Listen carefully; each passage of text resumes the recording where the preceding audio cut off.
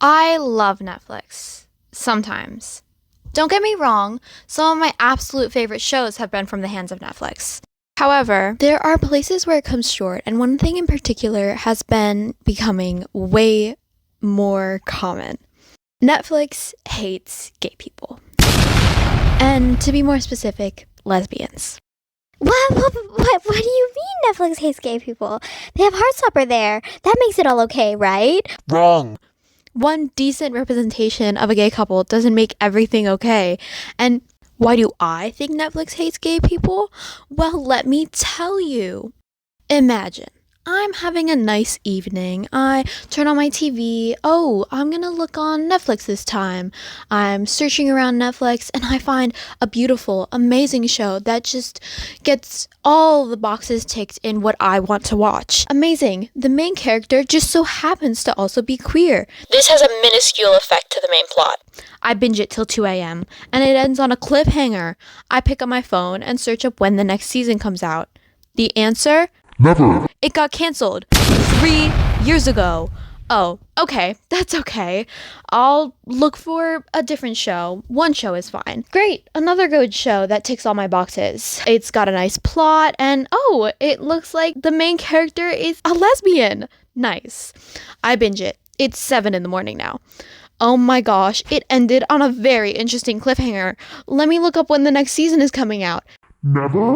Again? It got canceled 6 years ago? This is a reoccurring theme of queer Netflix shows. Sometimes the queerness is a minor point. The majority of the time, the queerness is a minor point in the show, and yet it is the common similarity in the shows being canceled on Netflix. And don't even get me started on other streaming services. I'm gonna get started on other streaming services.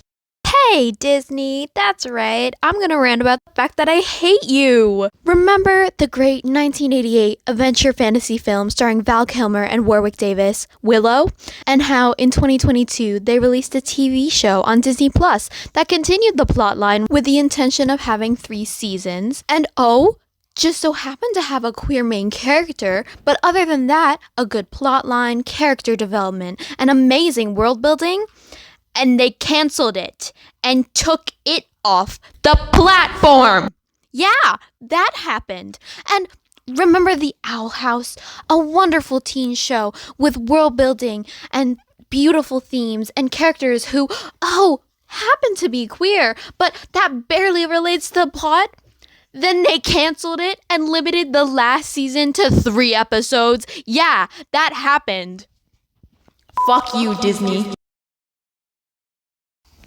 Oh, and let's talk about Paramount Plus, who gave us Grease, Rise of the Pink Ladies. And maybe that's not your cup of tea, but it was a pretty darn good show.